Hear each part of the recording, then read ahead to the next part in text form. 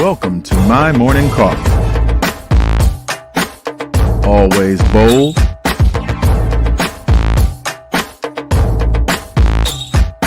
hot, and full of flavor.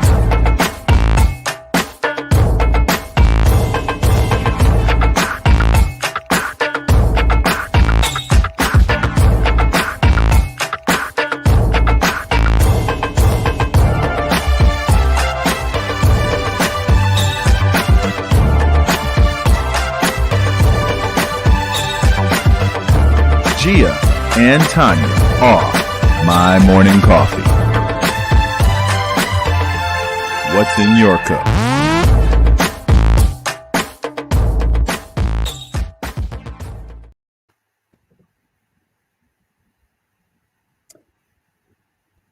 Good morning.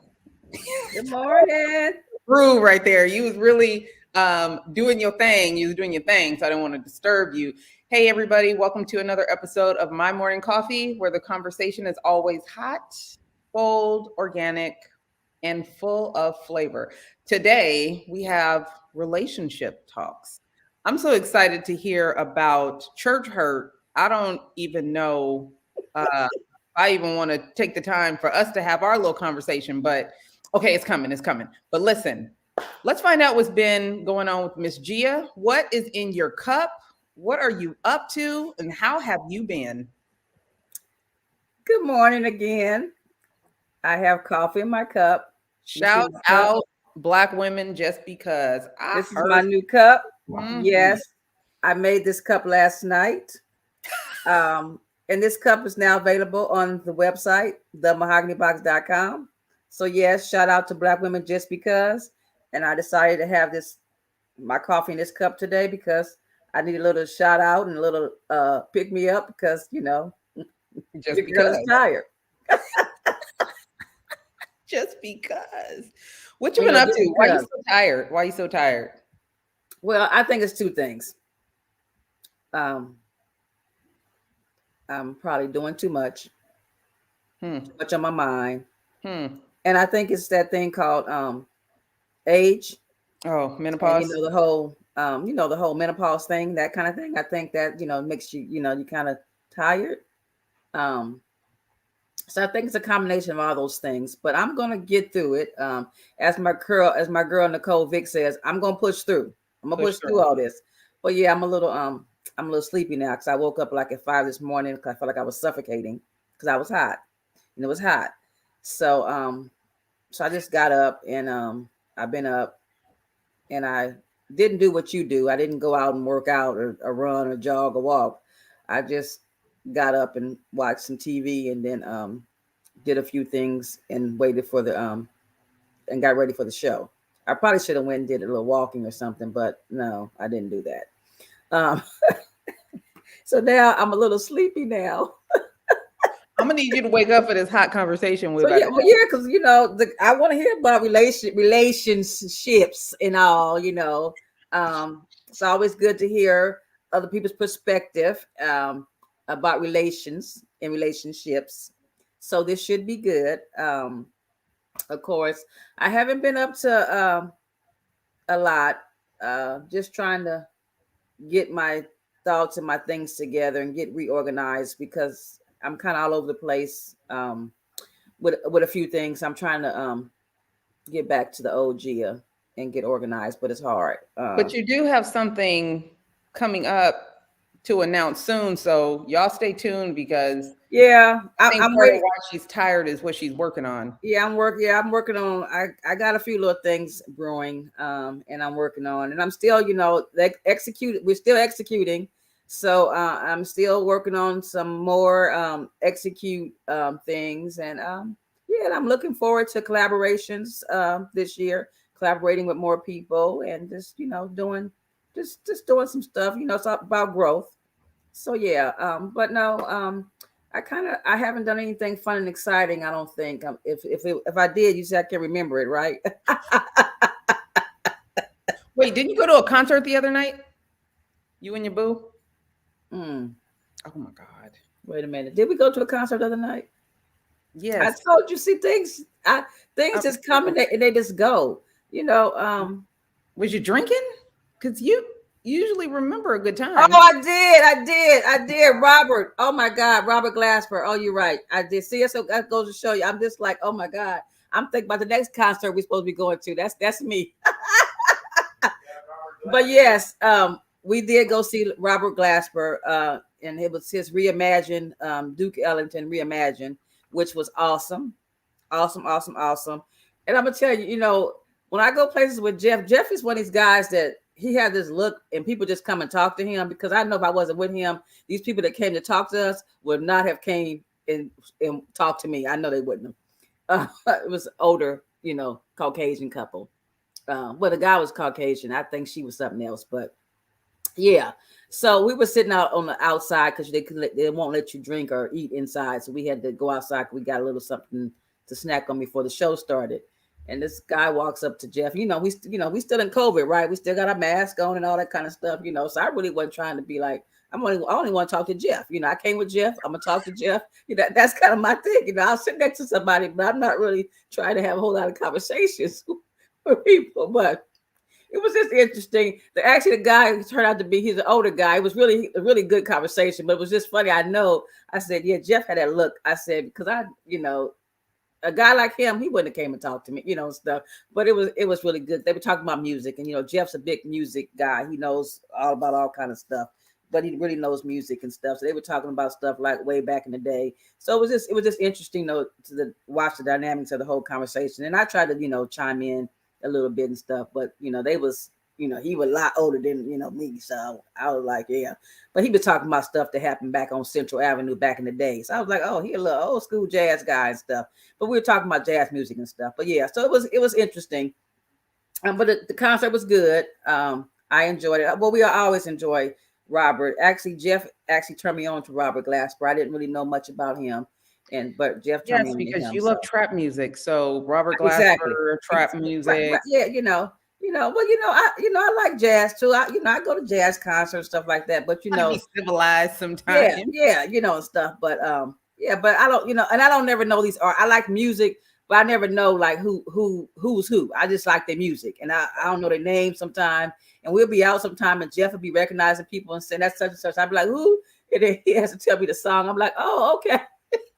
Just like you like trap music, you don't know what they're saying, but you still like it. Because I don't listen to the words, it's the beat of the music, and stuff. It's like I like the beat. So something to bounce your big old booty to. Yeah, got it. So I don't want y'all out there judging me and stuff. I just like good music, good stuff that you can get up and shake your head and do a little, little something, do a little twerking, a little something, a little bounce with it, that kind of thing and stuff. That's all. Yes, Lieutenant Ass Bouncer. Okay, gotcha. Yeah. All right. Well, let's see. So what have you been up to, Tonya? You know what I've been up to? Baseball, basketball, and cheer. That's it. No, working on a few projects. You guys know I have my new book coming out, so working on that. Give you some more details about that later. Got some cool stuff going on. You know what? You guys stay connected on social media, and you can just find all that cool stuff out. But today, the cool stuff is about relationships. Had some relations this morning, so I'm ready. No, I'm just kidding.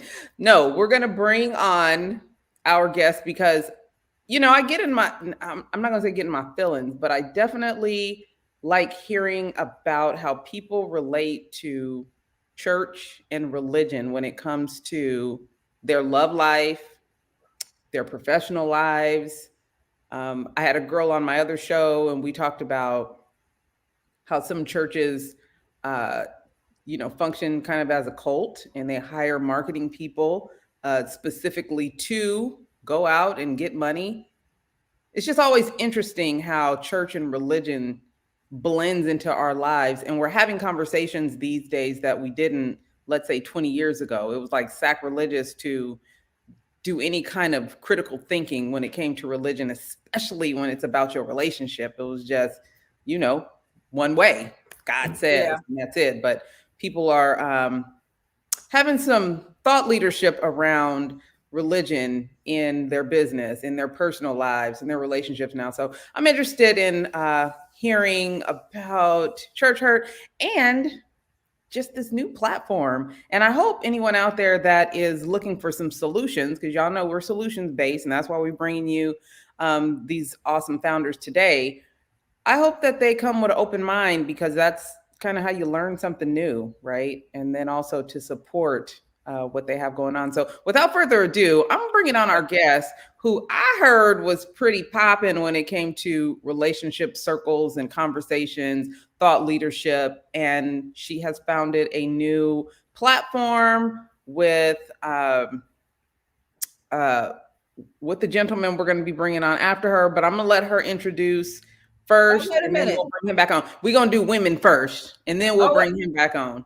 Okay, but he is her husband, right? No, they're the business partner. Oh, girl, see, girl, I sleep with everybody. Well, no, because the picture, they look so cute. The picture that you sent them, I thought they were husband and wife. So I was like, oh, we can have a husband and wife on here talking about relationships and stuff. No. Okay, look, see, goes to show you. Look, so maybe we can talk about how men and women can be friends. But only. Look, I just told him myself, y'all. That means, you know what that means? That means that, look, I'm transparent. That means that I did not do my homework. I did not read the fact sheet that she sent over. See, I'm done with you. Listen, let's bring on Miss Chanel Scott, all the way from Atlanta, getting ready for their tour. Without further ado, ma'am, hi. Yes. How are you? I'm doing well. How about you? Pretty good. Super glad that you're here. I want you to introduce yourself to the people. Before we even get into your new platform, I want you to let them know about you first, before we even, dig into the other stuff about you and the work that you've been doing, because I did some reading and I'm pretty impressed. Wow, you're going to have to tell me what you read, but essentially my name is Chanel Scott, and actually the CheMinistry, a relationship platform, I created this platform back in 2015, so it's not new. We're just doing the rebirth. We've been sitting for 2 years because of COVID, and so we haven't been able to have those live events like we typically do. And so we're coming back a lot different. We're launching a tour. We want to bring the platform to as many people, to as many cities as possible.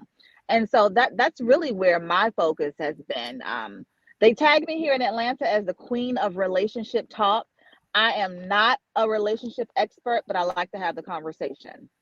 I don't know how much you read, but typically people say, well, how'd you start that? And the quick spill to that is that I did an 8-year celibacy term. I don't know if that's a good word to coin it, but I was celibate for 8 years. And I wanted to get back out on the dating scene and wanted to understand the male perspective. And so I created this platform so we could have the transparent, candid conversations between men and women. So that's essentially how we got started. So I'm someone that tries to simplify complex issues through conversation and not be afraid to open the conversation up to uncomfortable places. That is essentially what I have read and seen from you. And to me, that's new, because a lot of the subjects that you open up, people have not been open to discussing. So getting a little more complicated in the minutia of relationships and where the issues come from, to some people that is still new. That is really still like, what? Absolutely. A lot of time, one of the reasons why I started the platform is because I experienced a church hurt. And most times when you experience any type of trauma or pain, you go to the church for support. But in my particular case, I wasn't able to do so just because it involved someone in leadership. So when I was able to transition out of that situation, I created a platform where I could talk as much as I wanted. And so essentially, I created a space where we will talk about the issue until you come to a place of peace. Typically, when you go through a relational hurt, you tell your girlfriends and, you guys talk about it for like the first day. And then they don't want to hear about it anymore. They're done with it. They're like, move on, because, unless you're going through it, then it doesn't have the same impact. So CheMinistry is a place of free of judgment, love. we get down and dirty. It can be very tense at times because I do like to have the male and the female perspective represented, which is where my partner Josh comes in at.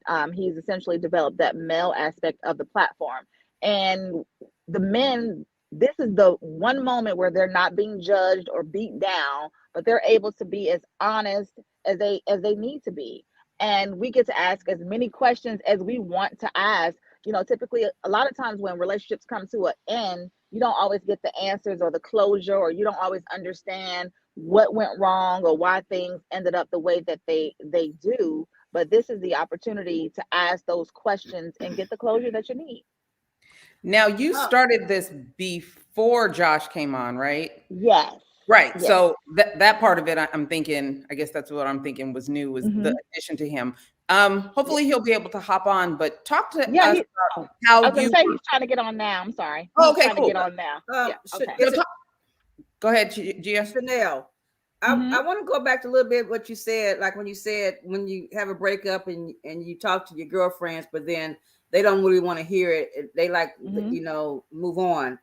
Yeah. And I want to talk a little bit about that because I agree with you. And part of me is like saying no, I don't know if that's really it. I think sometimes our when we go to our girlfriends with some relationship things, I think a lot of people's mindset is they don't want to say too much because they don't really know if you're really done. Sometimes they don't want to hear it because we all been where we all telling them about our bad relationship, and then your friend say, girl, but you need to just go on and just leave him or whatever, and then she wind up back with him. So then the girlfriend's like, well, see, here it is, I done told you all this stuff and you back with this, this. But it doesn't always have to end though. That's the thing. Exactly. Like we don't get to decide the fate of the relationship. We're just supposed to be there as friends to listen as much as we need to. Yeah. And I think sometimes people, well, at least I was to say for me, I'm a type of person, I'm here to listen, but what I don't like to do is pry. So if you come to me as a girlfriend and you're telling me all this stuff, I'm going to listen. But if I try to give everybody a space to be how they need to be with that situation, because some people, if you start asking too many questions, and stuff, so I'm kind of very reserved just to see where they are. And if they want to talk, let's talk. But if they don't want to talk, I'm going to respect that too. And let them have their space. I let them initiate, when they want to have a conversation. Right. And that's what a friend should do. But in my own experience, after you talk about it for a week or so, because I mean, a breakup could linger and last for months. Right. And then you do reconcile, and a lot of times you may think it's over, and then somehow you guys get over that hurdle, and then you may find yourself back in that same, if he's a repeat offender, you may find yourself in that situation again. But I find that as a friend, we're supposed to just listen. A lot of times people don't, when it's not their issue, they don't really care. Like they'll hear it the first time because it's juicy, it's entertaining. But then after it loses its luster, then they're on to the next while you're still really just trying to pick up the pieces.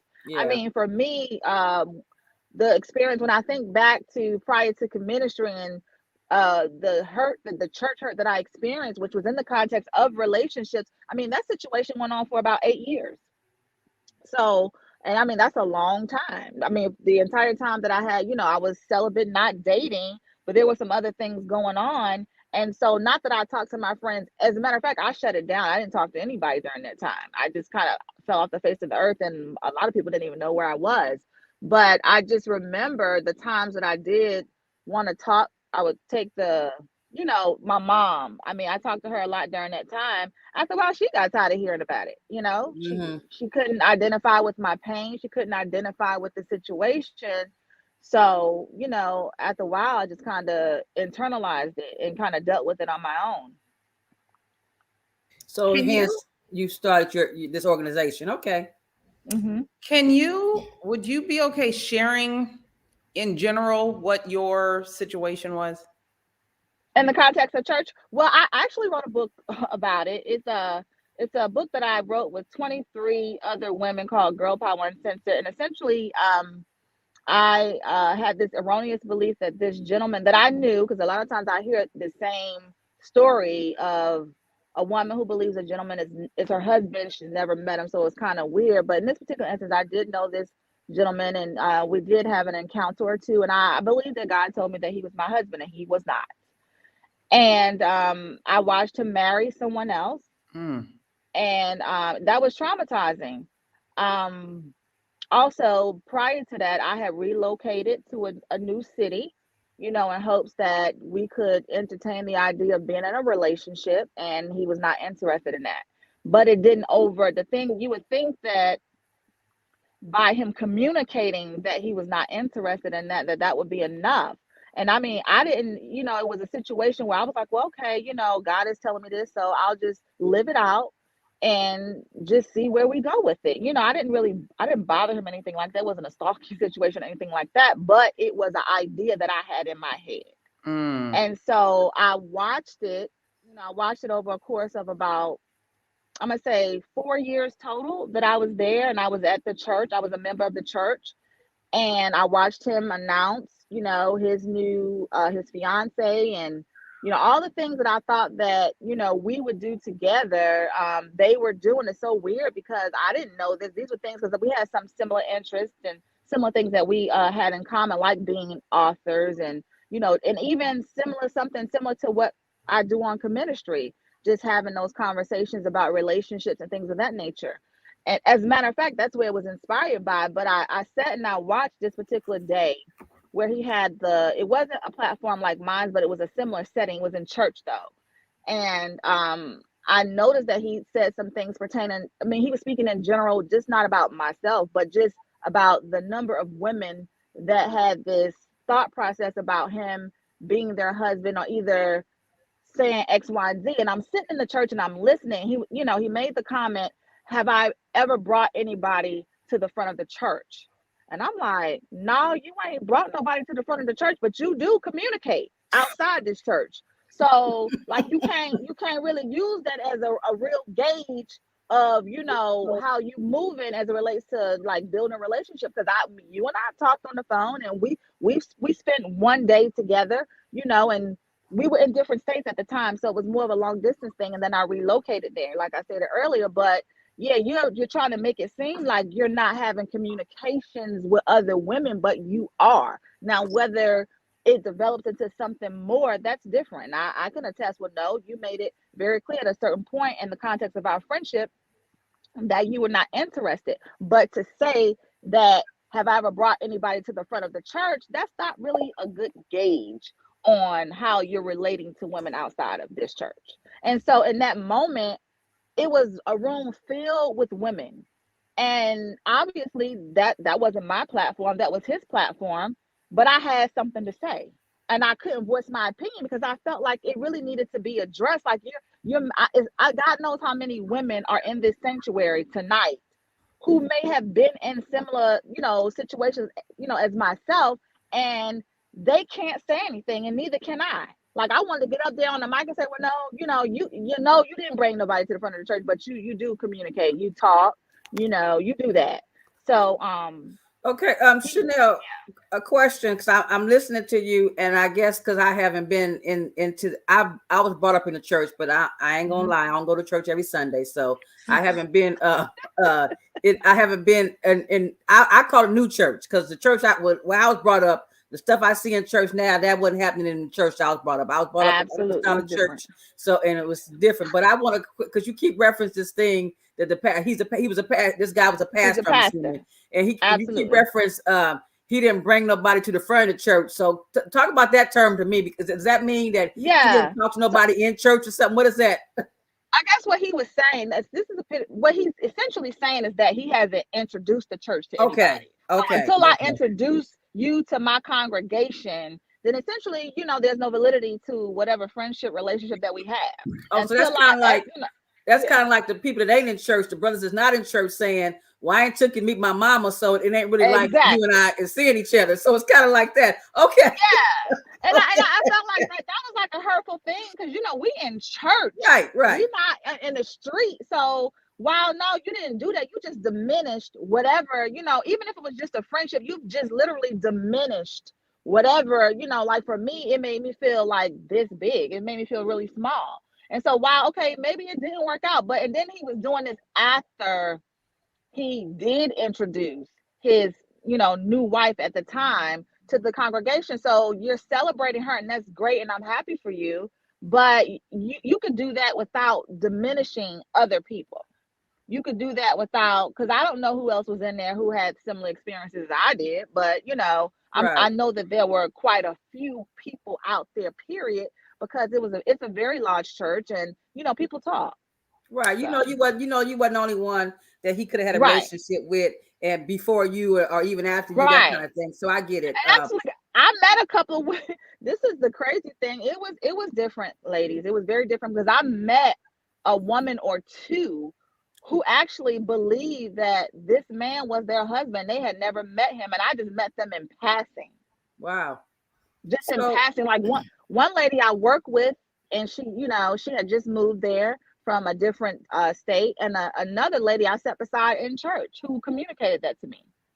So basically, from this bad relationship or this bad breakup or how you feeling, that's what sparked you to write the book that you written. Well, the book, the experience is what sparked me to write the book, because it wasn't just a simple, this isn't working. No, because during that the court, this was over a course of 4 years that I attended, the church, and I served in the church.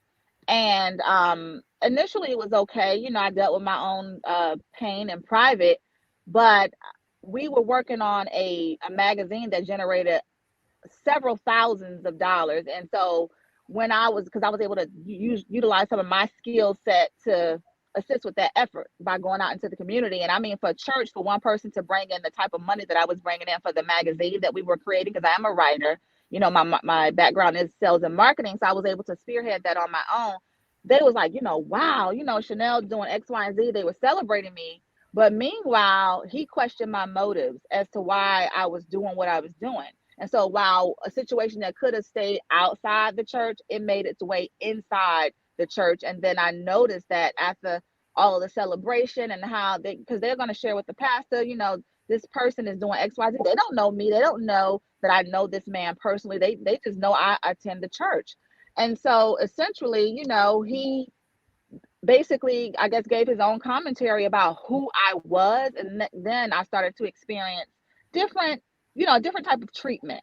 You know what I'm saying? They started to kind of ostracize me, and without me even knowing that he had the conversation, but I could just tell how I was being treated all of a sudden.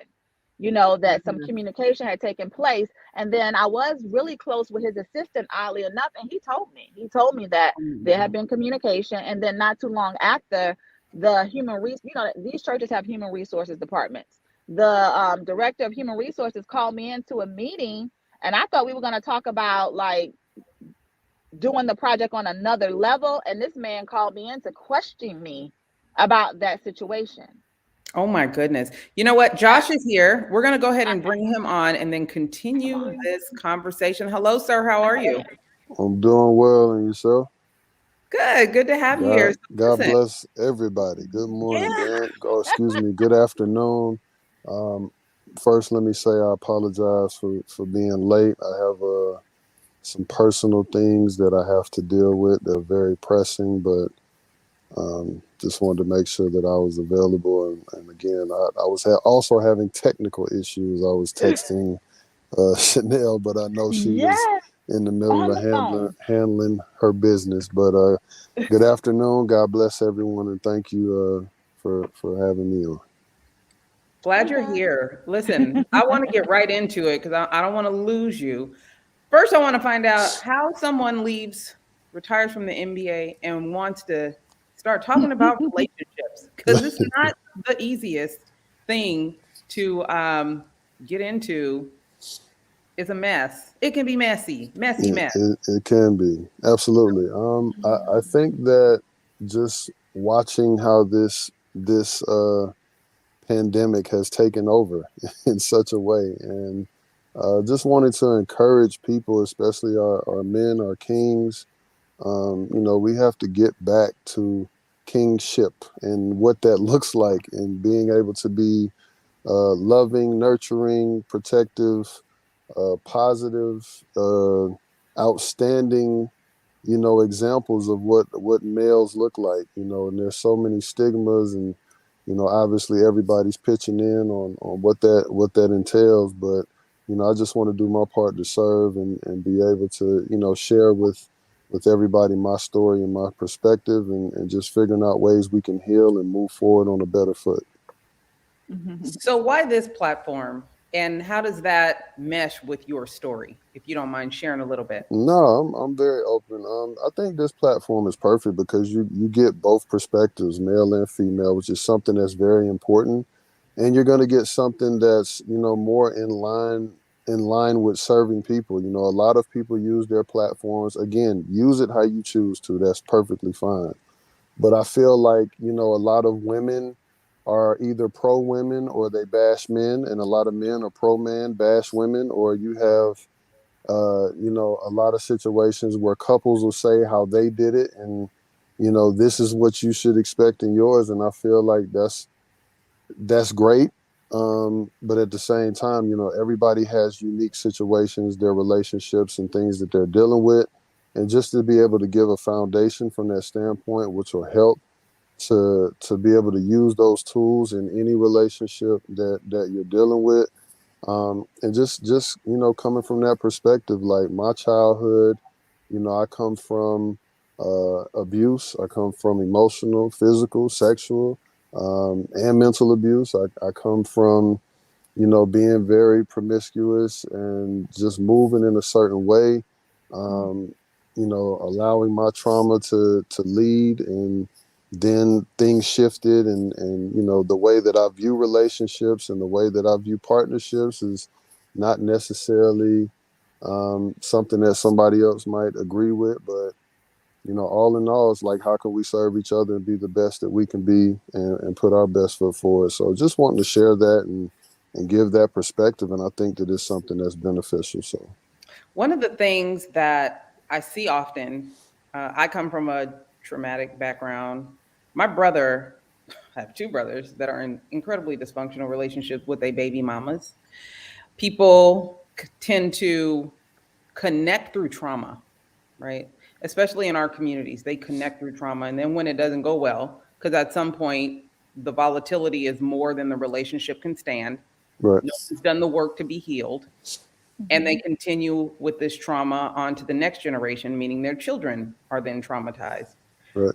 We like to be a solution for people. We're always looking for the fix. What's the fix? How does your platform help people that are dealing with really wanting to be in loving, supportive relationships, but can't seem to get past the trauma, or even continues it generation over generation? Like, if they come to you, what can they expect? How can you help our people that are continuing to deal with trauma in their relationships and after the relationships are over?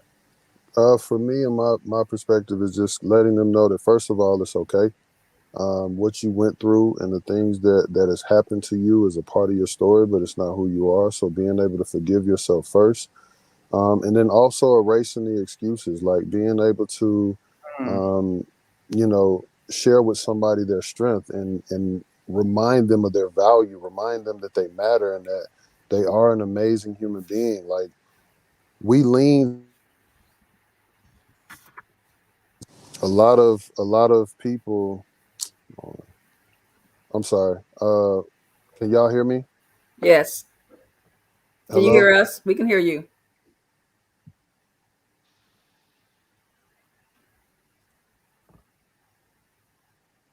Can y'all hear me?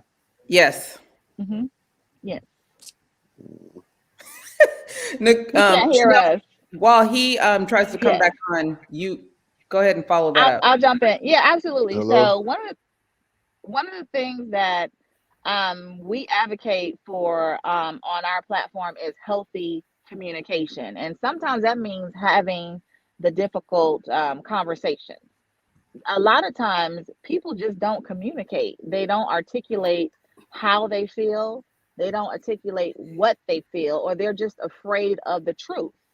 And so, what we advocate is having that transparent, candid conversation about things that we typically, This motherfucker would. Uh-oh. Go ahead. Go ahead. Josh is having a moment. Go ahead. Hey, he's transparent. He's having a moment. He's having a moment. He having little relationship issues right now with the phone. Go on. Oh, I know. Hello? Josh, Can you hear us? Yes, I'm sorry. That's okay. That was my attorney, but I want to make sure I answer your question, but I do need to take that. Basically what I was saying was we have to get rid of the excuses. I feel like a lot of people would rather function in that traumatic, dysfunctional, woe is me type of spirit versus actually doing the work and healing and being the best that they can be. The other thing that's always interesting too is that a lot of people who function in that space, you know, they want that grace to be given to them, but they're not willing to extend it to the other person. So again, just taking the step forward to make people realize, men and women, their power, help people realize that they are loved and the value that they have and what they can add to this world, what they can add to relationships, and make sure that they know that they have that voice, you know, and we have to stop normalizing the dysfunction. We have to stop normalizing the way that we behave and how we carry ourselves, whether it be in partnership, whether it be as family, friends, whether it be as parents, whether it be in business. No matter what, the relationship piece is a part of each and every, dynamic. And we have to take accountability and be who we need to be in each part of those situations. You know what I'm saying? Operating at a high level. I'm sorry. Before I let you go, because I know you got to go, have you always been this enlightened about relationships? And then what triggered that? Because from what you said earlier, you was a little reckless, doing your thing. And then, so walk me through the and then. So, and just to clarify, I think that I went from operating in a space because I didn't know how to express myself or my wants, to kind of questioning, is it the trauma or is it me? And then feeling like this is more of, this is Josh, like this is who I am. But I've always been a person who's been in that type of space because what I come from is people telling me that I'm not worth it, whether it was family early on, whether it's been friends who've treated me a certain type of way, even relationships and you know, from young women to teenage, you know, when I was dealing with, you know, young ladies in high school, and, you know, just a part of my story too is as a teenager, I was dealing with grown women. You know what I mean? Like not like 20-year-olds, but like I was dealing with 30-year-olds, 35-year-olds. So just having an understanding and taking the things that I've been taught as well as through experience that had me thinking that way. And then when I became a father, I definitely needed to change the way that I view relationship and how I needed to view myself in each dynamic and situation. I can appreciate that. Look, we're going to have to get you back on sometime. So you let us know when you have some time because we could probably I do. I'm this week, absolutely. And I apologize to everybody, Chanel included. I mean, she knows, you know, what's going on, but y'all let me know, you know, when we can finish this conversation. I'm definitely going to make sure I do my part to serve. And thank you for the opportunity, ladies. Like, again, I just want to see us as human beings, especially in our culture, just do better. I feel like we continue hating on each other and treating everybody a certain way, and then we'll cry wolf when that energy comes back to us. We got to understand, like, we got to give that out. We got to put that into the world if we want to see it, and not base it upon what somebody else does. I posted a powerful video this morning of a man who forgave another man for killing his son. And a lot of people, right, if you're in that position, they're like, you know, well, why would somebody do such a thing? Or why would we, you know, how could he be loving or kind in that moment? And it's not easy. But when you fix your spirit and you fix your energy and you move in a different way, which is love and light, and you understand what human connection is about, you understand, you know, the power that you have and how you can help build communities and not break them down, then you're willing to move and do things that are best for you, not based on the other person. Absolutely. And that's what we got to do. That's the way we got to love. That's the way we got to forgive. That's the way we got to show grace, by doing that to everybody, every human being, every individual, and not base it on what they give back to us. Listen, I appreciate you being willing to address the trauma part of it. And it seems our culture does not delve deep enough into ending generational trauma Right. in ways that will allow for us to live higher quality lives. So, sir, we will Absolutely. back out to you, and hopefully we can get you on, because this conversation can continue to go on. You enjoy the rest of your day, and I'm about to get in Miss Chanel's business because I still got questions. Oh, she got you. She gonna make sure she got you. But I thank got y'all, questions. ladies. God bless All right. y'all. Sending everybody love and light. Thank you so much for having me on. Awesome. Have a good day. Bye. Listen, that was great, but I got questions. Okay. We were on the whole girlfriends and relationships thing. Okay. This is my issue, and I've always struggled with it.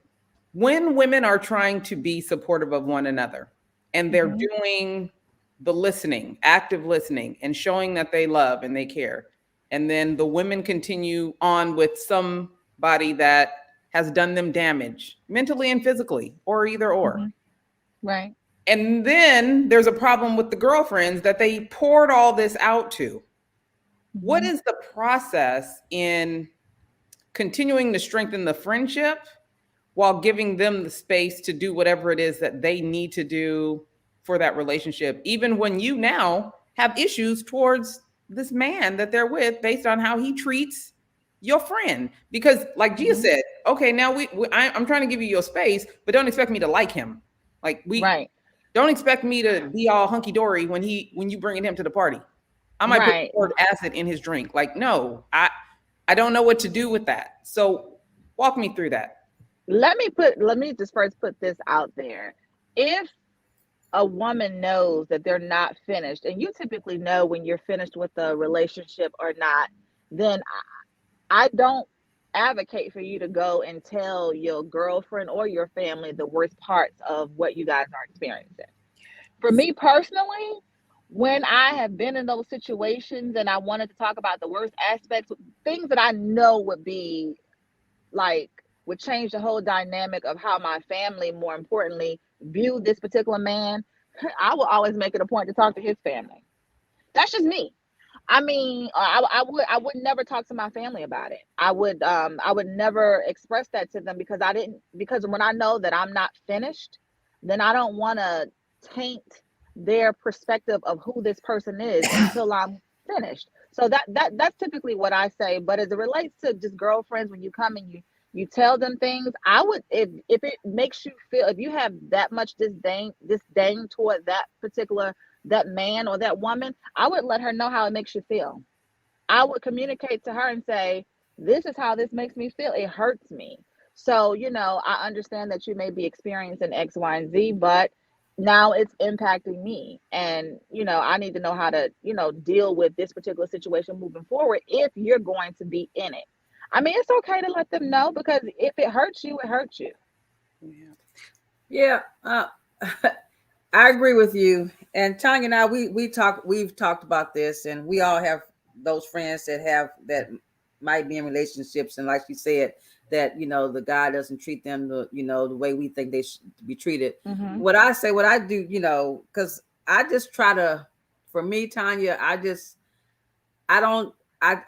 take that part of the relationship out of the relationship with me and the friend.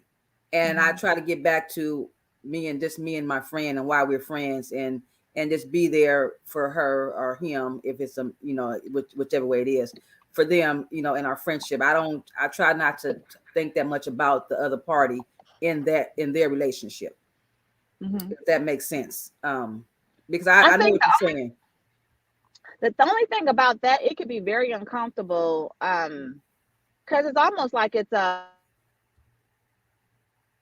boundary set around the friendship, so then it takes the enjoyment out of it. And as a friend, you may want to have a conversation about something that you may have experienced, but then you can't have it with that particular person. It's touchy.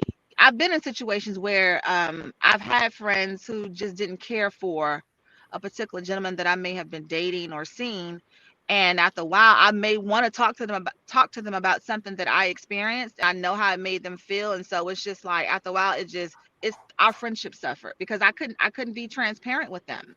And that's the number one principle that we advocate for, especially in CheMinistry, is transparency. Well, So I agree with you. And I had a friend, well, we're still friends. I ain't gonna say I had a friend. We still friends, and this was a male friend, and he was going through a bad relationship, and it got to a point I had to tell him, stop talking to me about that part relationship, because I can't. You're sucking everything out of me. right. And so I just had to say, if we can't, we could talk about anything else, but when it comes to your relationship and what's going on with you and your wife and your divorce, what you're going to do about it or whatever, I said, stop talking to me, because I can't. That's fair. I couldn't take it anymore. I couldn't be the friend for him in that situation anymore. Right, in that So, capacity, right. yeah, in It that sounds like capacity, you I were his couldn't. welcome out. Yeah, because I Right. couldn't take it, because I was like, I'm like, the stuff that I was hearing, I was like, no, why? I'm just like, no, I can't, because it Right. started making me feel different, making me a different person. And that's what Right. sometimes I think, well, at least for me, when my friends come to me with their stuff, their troubles, or whatever, I tend to take them on too. And that's Right. what's in it. It adds more stress in my life, because I start worrying about them more than I think they're worrying about themselves, So, Right. and I'm trying to Right. find a way to make their life better for them. And I'm like, well, wait a minute, so I have to, at some point, I have to cut it off. I can be there. And then if I see that nothing is changing on my friend's part, to make that relationship, whatever, however it's going to be, I have to just say, you know what? No, we can't talk about, I don't want to, I love you and all that, but I don't want to talk to you about that anymore. So listen, That's fair. Some of the biggest dirtbags I ever met in my life came from the church. What's that Oh, about? absolutely. Absolutely. What church is Absolutely. that? I don't know. It's just like Come through. I agree with you totally. It's a whole different approach. I just like, needed to say that. And if anybody wants to comment, I don't understand how this was the cornerstone of Black culture, and those are the ones that are out doing the most damage to Black women. Can I get I agree. Hello? Well, I look at it this way. Those people are going to be those people no matter where they are. True. And yes, they are in the church, and people, that's what people's misconception about the church, that everybody in the church is so righteous and stuff. Yes. And that's not always the case. People are going to church for many different reasons. And like you said, there are a lot of bad men and women in the church doing that are dirtbags in both genders. Yeah, you can't get caught up. Oh, he was in it. But I think that's the problem. We look at the church as to be a sacred place, and everything in the church should be good. Everything come out the church should be good. So we run across these guys that are in the church, and they come off. They wind up being like you said, dirtbags. We're like, oh, he was in the church. He was in the church, and then we kind of get mad at church or at the church for that. And we shouldn't. That person was that person, and if they wasn't in the church, they was wherever they was going to be at. That's how they are. So we I think sometimes we get caught up in that with anything, because they're in the church or we met them in this kind of environment. They supposed to be this kind of way, and that's not the case. We have to lose that and just take that person for who they are when they expose themselves to us, and stuff. Well, let's clarify first. Let's clarify what church is. Church is just a hospital. It's a whole bunch of people with a whole lot of issues. So what I've come to understand, that it is not church hurt, it's people hurt. It's people hurt, but we have a level of expectation because we're in church. And I think some of the experiences that I had really just changed my whole idea and perspective about church. Even more so just getting my own revelation about who God was in my life. And I think each one of us, we have to, we need to seek and find that out for ourselves. But it's really people hurt. I mean, we're all, like, a lot of times people come to church because they got issues. They have private struggles that no one knows about. And I think I was one who let my guard down, being in church, growing up in church. I never seen the dysfunction. I mean, I hear about it as an adult, but as a kid, I just didn't know about it. And so as an adult and really getting involved in church and serving, you get close to people and you find out that they have the same issues as people out in the street, more so, but they're even more judgmental because they take bits and pieces of the word and they try to make it fit conveniently to their situation. situations, but it's really just people hurt. Right. And then you got those guys that go to the church.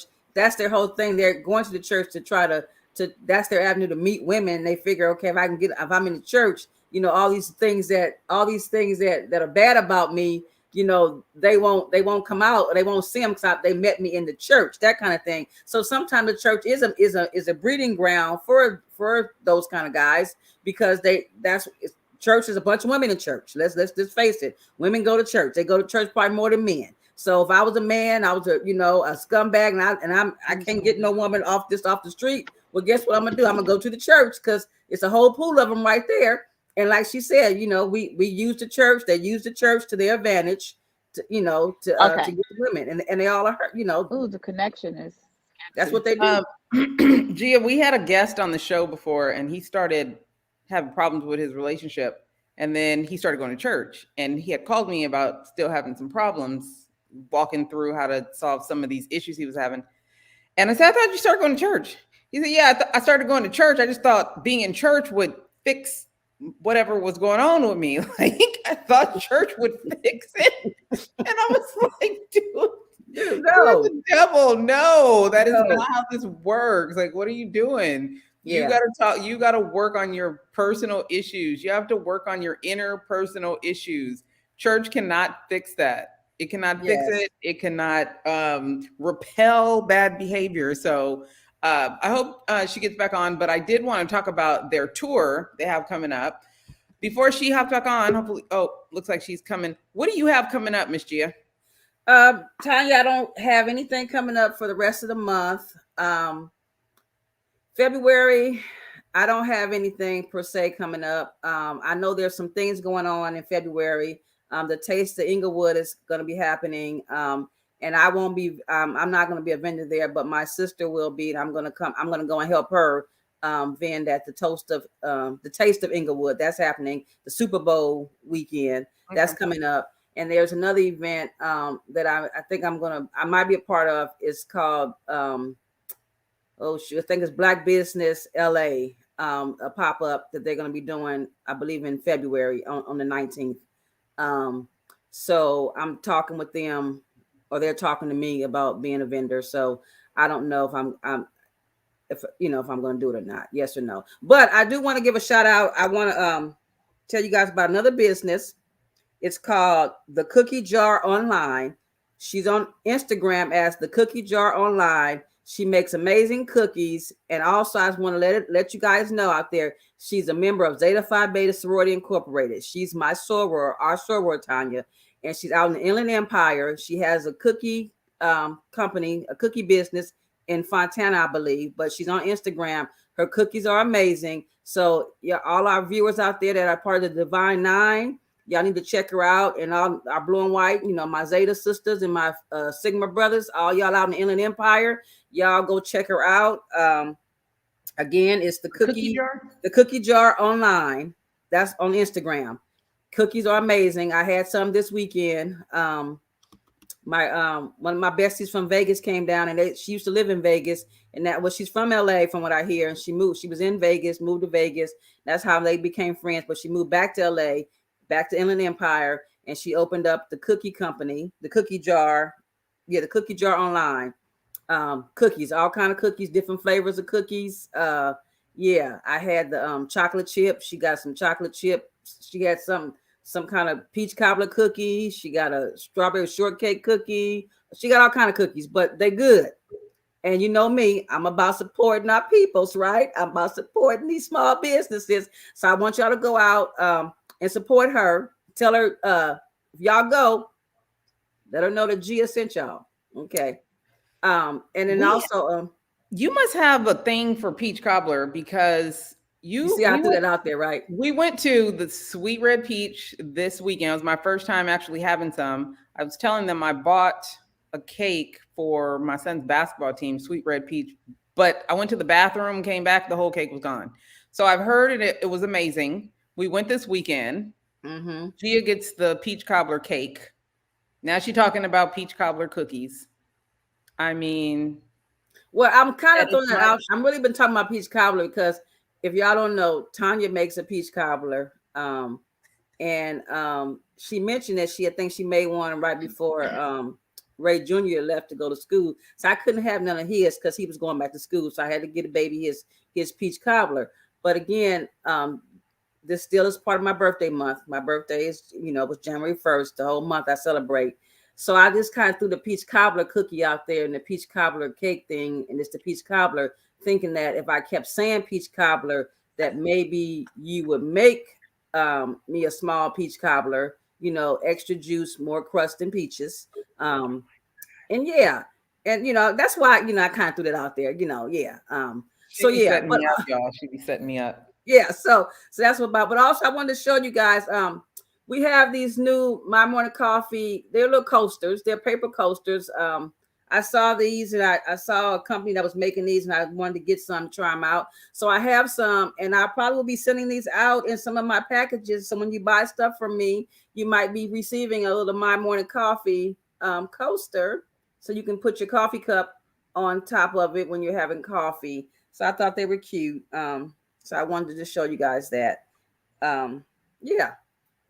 I love it. You always have the cutest little ideas. So for me, the webinar's coming up. So for my authors out there that are kind of knocking their heads up against the wall, trying to figure out how to move units of their book and how to get speaking engagements based on the knowledge that they share in the book, make sure that you get registered for the webinar on Sand and Shores.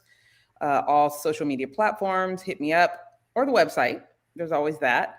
And a strategy session if you're trying to figure out what to do with your business, how to grow it, and what to do next. There's always that. So staying pretty busy with some things, working on the book. Like I said, stay connected and you can get more of that information. I'm going to bring Chanel back on really quick because I want to hear about, can you hear us, ma'am? Yes, I can hear you well now. Yes. Awesome. So let us know before we get out of here about the tour and how to stay connected to you. Absolutely. So we're going on it's a 7 city. We say 7 cities, but we're actually doing 2 stops in 3 cities, which will be Atlanta, Charlotte, North Carolina, and Dallas, Texas. And then we're doing a reunion show in Atlanta the end of the year. And I didn't catch earlier, where are you guys located? I just wanted to get that piece. Los Angeles. Oh, you're in Los Angeles. Okay. Yes. And so we launched the tour on this coming Saturday, January the 29th, right here in Atlanta. It starts at 2 p.m. We'll be dealing with the topic church hurt and the relationships. And we have an amazing panel set for our attendees. Just a little bit, I'll go into it really quick. We have Jason Lee from Hollywood Unlocked, and he's out. Drew Sidora from the Real Housewives of Atlanta, and we also have Pastor Dwight Buckner, who will serve as our relationship expert. So the people, they can get tickets by visiting. We lost your audio. Right. Can you hear me? Say that again, the guest. Oh, go through the guest again? Okay, the guest, we have Jason Lee from Hollywood Unlocked. Mm-hmm. We have Drew Sidora from the Real Housewives of Atlanta. And we have Pastor Dwight Buckner, who will serve as our relationship expert. And if you've ever watched that show, Married at First Sight, he was one of the cast members on that show. Oh, okay. Yes, I watched that show. Yeah. Yes. And so she said, yes, I watched that show. Yes. Mm-hmm. You can purchase tickets at 7citytour.eventbrite.com. And you can also find us on social media. Mine is, CheMinistry is CheMinistry Live. And you can find me at Chanel Nicole Scott. And you can find Josh at Josh21 Powell. And I also wanted to add, since I have you guys, Josh and I, we're getting ready to release a new book that we wrote entitled Love at War, The Enemy Within. That book will also be, we'll be doing pre-orders on that book on Saturday, but we'll be doing more marketing around it, but the people will first hear about it on this coming Saturday. That is all exciting stuff. We make sure that we share all of that information on the captions of all social media and on this episode of My Morning Coffee. So we support you. Once you are a part of the My Morning Coffee family, you are always family. Please keep us posted, especially if you come out to Southern California or... we coming. We're going to work it out. So, you know, we'll Yes. have our people call your people, but make sure that we make it Yes. happen. We want you guys to continue being a solution for relationship problems and some of this trauma in the Black community. So thank you so much. Thank We you. appreciate you being here, and we wish you guys so much luck. Thank you so much. Thank you for having me. So, thoughts, questions, comments, concerns, Miss Gia? Great show. Good topic. You know.